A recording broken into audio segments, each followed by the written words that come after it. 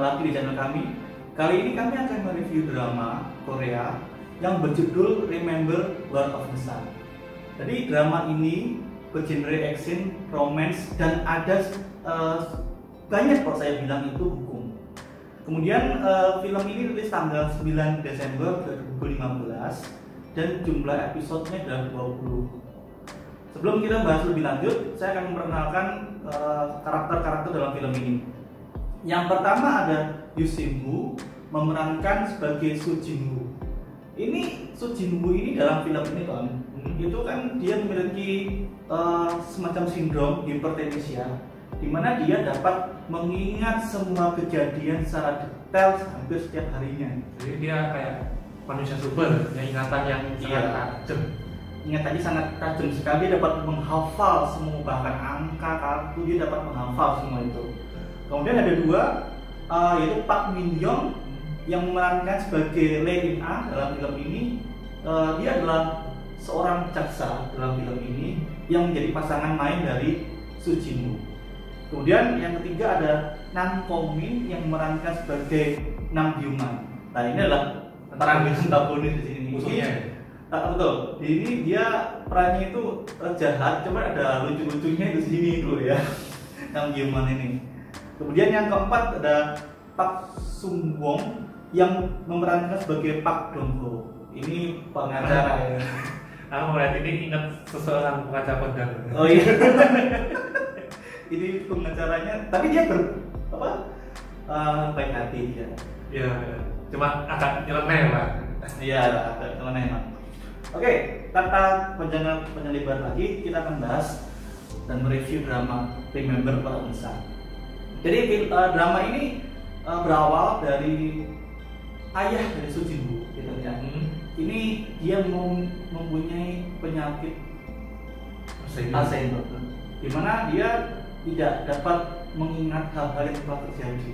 Jadi bertolak belakang ya antara si Jin-woo ini sama ayahnya ya. Iya. Ingatannya sangat tajam, sedangkan ayahnya kena Alzheimer. Iya, sangat disayangkan ya. Nah, si ayahnya ini pada saat dia ingin pulang kerja di suatu hari, ya kan, dia tersesat kan di sebuah hutan dan dia menemukan seorang perempuan yang sudah dalam kondisi meninggal. Nah, di situ kemudian ayahnya Soo Jin-woo ini ditangkap oleh polisi, ya kan, dan dituduh bahwa ayah dari Soo Jin-woo ini membunuh si perempuan tersebut, ya kan.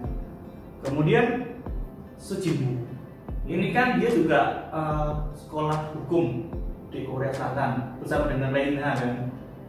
Nah, mereka ini kan nggak percaya kalau ayahnya Soo Jin-woo ini melakukan pembunuhan dan pemerkosaan kan. Padahal yang melakukan itu bukan ayah dari Soo Jin-woo, tapi Nam Byung-man ini. Nam Byung-man ini perannya di sini sangat besar ya. Hampir semua kejahatan itu dilakukan Nam Byung-man. Ya itu kayak orang kaya tapi otaknya agak masalah ya. Agak miring. Ya, dia tuh sebenarnya udah kaya ya kan, udah wajah lumayan lah ya. Tapi dia suka sekali mencari masalah di polisi ya kan. Tapi ya itu lagi, dia kan Nam Byung-man ini juga memiliki perusahaan yang besar dan memiliki keluarga yang berpengaruh di Korea Selatan. Ini koneksinya dia kuat ya. Iya, sehingga makanya kan dia menghalalkan segala cara supaya dia tidak harus penjara. Justru mengambing hitamkan ayahnya Soo Jin-woo ini yang menderita Alzheimer, dituduh dan disidangkan di pengadilan, ya kan. Kemudian Soo Jin-woo dalam drama ini bertemu dengan Park Dong Ho yang merupakan pengacara yang sangat terkenal di Korea Selatan, ya kan. Saat Soo Jin-woo meminta tolong ke Park Dong Ho ini kan untuk menjadi pengacara ayahnya, itu awalnya dia menolak kan, tapi akhirnya Park Dong Ho ini menerima, ya kan, karena dia mengira dia kayak bernostalgia sama dia sendiri ya. Iya, dia melihat sosok Soo Jin-woo kan seperti dia waktu masih muda. Betul. Seperti teman kita juga, Park Dong Ho ini seorang pengacara tapi dia dididik oleh gangster. Jadi ya teman-teman dapat membayangkan lah ya, seorang pengacara dididik oleh gangster kayak gimana lah ya. Oke, selanjutnya Park Dong Ho ini menjadi pengacara dari ayahnya Soo Jin-woo. Tapi karena suatu kejadian, Pak Dogo ini tidak sanggup lagi menjadi pengacara dari ayah Su Jin Woo. Iya, itu karena dia kan Terintimidasi. dia kan terintimidasi, dia ada rasa balas budi lah sama ayah angkatnya, Gangster. gangster mati kan. Dan ayah gangster ini kan dipengaruhi oleh Nam Gyu-man tadi, Iya. kan? Sehingga memerintahkan Pak Dogo untuk tidak melanjutkan kasus tersebut. Padahal dia sudah punya bukti kuat itu sebenarnya untuk Betul. menangkan kasus itu. Sudah ada rekaman istilahnya kan. Iya. Tapi ya itu tadi. Sehingga pada akhirnya ayah dari Su Jin Woo ini kan kasihan, kalah kan saat sidang. Akhirnya dia sampai divonis Hukuman mati ya. Hukuman mati, betul. Itu sangat menyedihkan ya. Dimana seorang yang tidak bersalah dihukum dengan hukuman mati dan dia menderita Alzheimer, sehingga saat di persidangan itu kan ayah juga tidak bisa mengingat secara jelas itu loh. Iya. Apakah dia yakin nggak membunuh si perempuan tersebut tadi? Jadi dia seakan-akan dia diintimidasi kalau dia yang bunuh, padahal menurut hati dia tidak melakukan itu. Betul, betul. Hati nurani seorang kan nggak bisa dibohongi kan. Dan lebih parahnya lagi di dalam persidangannya Tom, itu saksi dokter pun disuap Ya. semua ya kan. Itu wah gila. Kayaknya hukum diputar balikan, bukti bisa dibeli lah istilahnya. Hakimnya juga itu sangat-sangat disayangkan.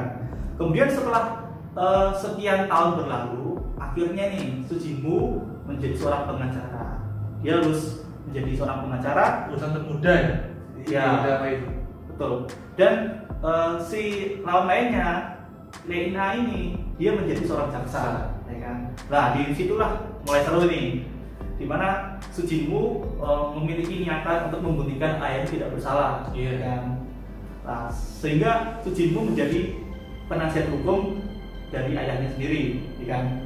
Dan dia mulai membuat kantor hukum sendiri, dan tidak lama kemudian Lee In-ha kan, dia sempat jadi jaksa, cuman dia sempat berhenti dan bergabung di kantor lawyernya si Su Jin Woo. Di sini juga ada sedihnya sih, dimana si Su Jin Woo ini dia ingin membela ayahnya ya. Nah, Tapi satu sisi ayahnya tidak mengingat kalau dia itu anaknya. lah itu sangat menyedihkan ya. Jadi ya itulah bumbu-bumbunya seorang anak yang ingin berjuang demi untuk membersihkan nama baik ayahnya, tapi ayahnya sendiri juga Tidak mengingat. mengingat. Anaknya kembali, sangat disayangkan. Padahal ini kan Su Jin Woo sendiri berusaha keras ya membela ayahnya. Dan drama ini juga menceritakan Nam Gyu-man ini pemeran antagonis. Dia tuh gimana menurutmu? Nam Gyu-man itu dia itu kayak di film ini dia kayak ada kayak gangguan emosi ya, sedikit-sedikit Iya. marah, sedikit-sedikit marah. Dia kayak ada gangguan lah, dia emang kayak seharusnya semua masalah itu dia yang nyiptain sendiri gitu sebenarnya. Betul. Kalau dia ayahnya sendiri kan sampai emosi kan sama dia. Iya, semua masalah kan di cover oleh ayahnya semua. Iya. Dan Pak Dogo kan sempat gabung sama perusahaannya dengan Gyu-man tuh kan. Iya kan, karena terpaksa Kan karena di awal-awal dia kan akhirnya istilahnya mengkhianati si Jin Woo ini, dia akhirnya kan dikasih hadiah sebagai pengacara dari perusahaan Nam Gyu-man ini. Oh iya, dan kamu sampai ingat Tom, Pak Dogo ini, dia kan pengacara. Nah ini ada tahu. Dia memiliki kartu nama, kan? Dibagian ke orang-orang lain ya. Itu pengacaranya ada slogannya. Apa? Kemenangan 100% tanpa terkalahkan. Itu luar biasa. Itu kalau di kode etik soal lawyer gimana bro? Ya nggak boleh lah. Seorang lawyer itu teman-teman tidak boleh menjanjikan kemenangan kepada kliennya. Tapi berbeda dengan Pak Dogo ini, dia di kartu namanya itu menuliskan 100% kemenangan tanpa terkalahkan. Itu ya siapa sih yang nggak mau? Tapi kalau di negara kita jelas itu melanggar etik. Sidang etik ya? Iya, kita sudah melanggar lah. Tapi itulah bumbu lucunya di situ. Ya kan? Kemudian kembali ya, Su Jin Woo akhirnya kan berusaha dia mencari saksi-saksi yang dulu bohong, yang mengumpulkan polisi, dokter, dan saksi yang lain dikumpulkan untuk memberikan keyakinan bahwa kamu harus bersaksi dengan benar untuk sidang peninjauan kembali. Ya, istilahnya untuk Oke, kamu dulu telah membohongi, tapi sekarang kamu diajak untuk Menebus dosa dosa ya. Nah, akhirnya Sujinmu ini kan melakukan peninjauan kembali sehingga kasusnya ayahnya dapat disidangkan kembali. Ya. Tapi sedih ya kan, saat disidangkan kembali itu ayahnya Sujinmu sudah meninggal. Jadi ayah Sujinmu ini dalam drama ini diperlakukan tidak layak saat di tahanan. Iya kan, dia kan kena Alzheimer ya. Tapi pertama waktu dia kena Alzheimer itu dokter itu tidak mau bilang kalau dia kena Alzheimer. Ya. Kedua, waktu di dalam penjara sekalipun dia kan ada kayak semacam penyakit ya, penyakit entah itu perut kayaknya ya. Iya. Itu nggak dikasih obat untuk apapun, nggak cuma dikasih obat untuk meredakan rasa nyeri aja dia. Jadi ya kasihan kan. Betul. Tapi sangat diperlakukan tidak layak dalam tahanan itu. Sebaiknya waktu si Gyuman ini masuk penjara. Iya kan dia pernah. Ya, langsung Dia seakan-akan menganggap tahanan sebagai hotel.